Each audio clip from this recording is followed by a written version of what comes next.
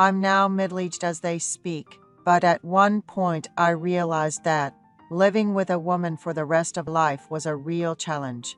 It would be more accurate to say that a woman is afraid to marry because she scares my stepmother to favor his husband terribly, but my stepmother, who gives me hints and tries to connect with me behind my father's back, surprisingly is my partner, although legally she is my father's wife.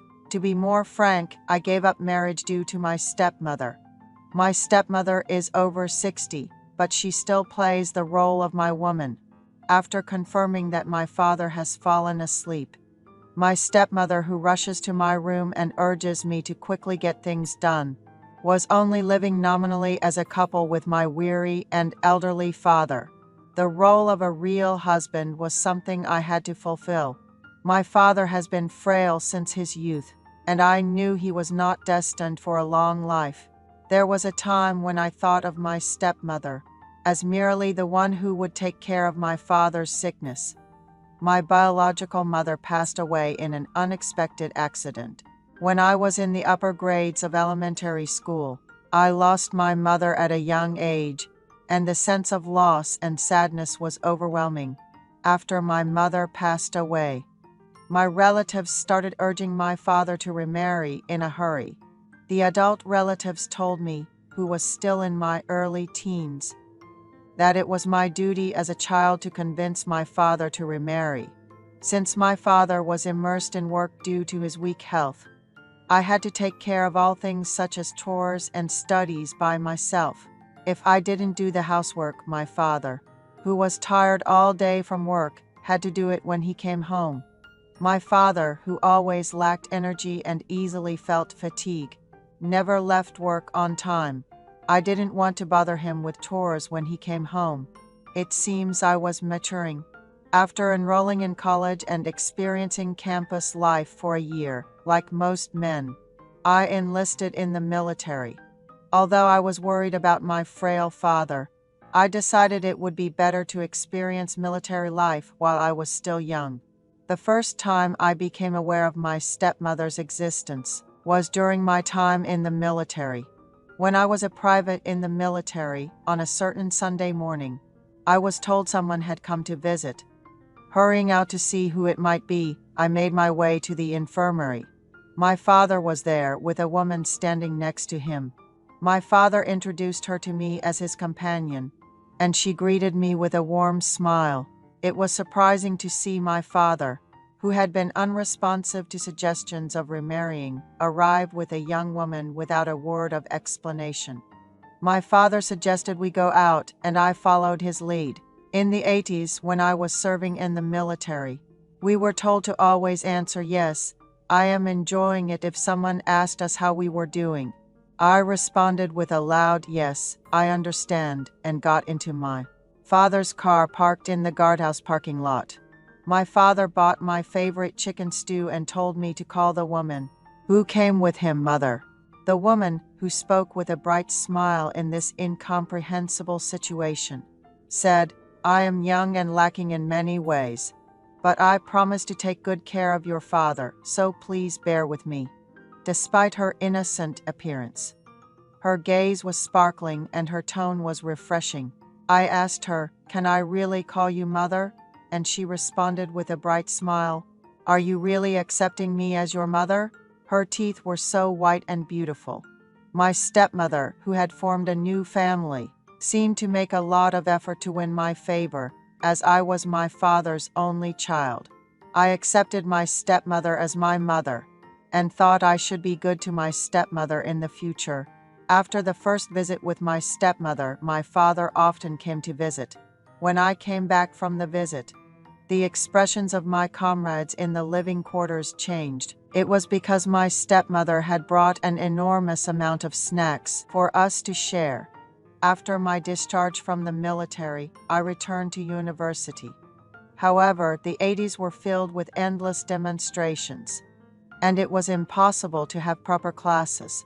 I didn't participate in the demonstrations with my classmates and was busy going home. My university peers called me a coward for not joining the fight, but I didn't pay attention to such criticism. Not demonstrating was my free will. When I arrived home and rang the bell, my stepmother always greeted me with a smile. After dinner, I studied while my stepmother did the housework. At that time, whenever there was a problem in my father's company, he would go to the overseer's branch to resolve it. In an era when hardly anyone from school had traveled abroad, the fact that my father was going abroad was a testament to his capabilities and his high standing in the company. Thanks to this, our household was quite well off. The day that incident happened, I arrived home and my stepmother greeted me warmly. "Your father had to go on a sudden long-term business trip today. He came home, quickly packed his things, and left. I didn't think much of it since my father was always busy." After dinner, I felt a bit bored and was looking at old photo albums. My stepmother asked, "Son, can I have a drink with you tonight?" I replied, "You drink, mother? I had no that is." My stepmother didn't say anything, but simply showed her upper 4 teeth and smiled. She always called me son instead of just calling me by my name. I felt like I understood her feelings. It seemed like she attached a lot of significance to our relationship as mother and son. My stepmother and I had a light drink together. At that time, soju was a bit stronger than it is now. We had some liquor at home, but my stepmother knew I preferred soju, so she seemed to have bought some in advance. She asked me with a curious expression how my classes were going with the relentless protests, how I was getting along with my friends, and I answered her questions as I drank. My stepmother turned out to be a lightweight drinker. After just 2 shots of soju, her face turned red as a beet, and even her eyes were bloodshot. She quickly became incoherent and disoriented, and as she called me son, she suggested we look at the photo album together. She pinched my cheek as she marveled at my cute childhood pictures, saying she had never seen such a cute child before, and draped her arm over my shoulder. I was in my mid-20s, and I found myself reacting strongly to my stepmother, showing interest in even my childhood pictures. Embarrassed, I went to the bathroom to calm down. It was a hot summer night and we had all the windows open because of the heat. I was hot from the soju, and having my young and beautiful stepmother so close to me, looking at the album was too much to bear. As we looked at the album together, my stepmother shed tears, saying what a shame it was for my biological mother to leave the world and leave behind such a good and handsome son. I started to feel different feelings for my stepmother who was like this. As if reading my heart, my stepmother asked, "Son, do you still only see me as your mother?" I shook my head. My stepmother looked at me intently, and I felt as if she was asking for something. I read her gaze, quickly pulled my stepmother into my arms, and went to my room. We had a great time all night. Until then, I had been a bachelor. I had truly become an adult from a child's level.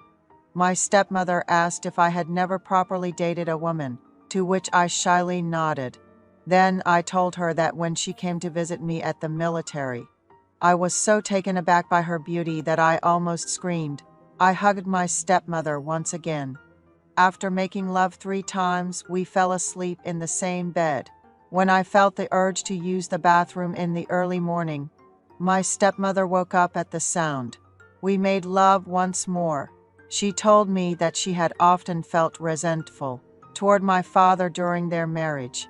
My stepmother had shared a bed with my father, but the number of times they had been intimate after remarrying could be counted on one hand. My father was always tired, as I had feared, and with lots of work and constant late nights, plus frequent overseas business trips, she felt very lonely as a woman. Now we could freely discuss sex, but back then, how many wives could ask their husbands to be more intimate? After that day, I shared a room with my stepmother. When we were intimate, she asked me to call her by her name. When I would call her Christina, she was overjoyed. At first, I was inexperienced and finished quickly. But as the number of times we were intimate increased, my skills improved. My stepmother told me that I was becoming a real man. and she patted me on the back, saying I was awesome. My father came home after finishing his overseas business trip, and after confirming that he was sound asleep. She came to my room and we made love. Thus, times changed. My stepmother was usually very modest and only knew about housework, but when we were intimate, she was truly active. My father, who was always engrossed in work, has been retired for a while. Unfortunately, my father's health is not as good as it used to be. If his health worsens, he has asked us to send him to a nursing home, instead of struggling to take care of him at home. My stepmother said we should stick together until the end, asking how we could talk about such things given our relationship. I thought to myself that I wouldn't be interested in any other woman, only my stepmother, and I would be with her. When my father goes to heaven, I plan to live with my stepmother.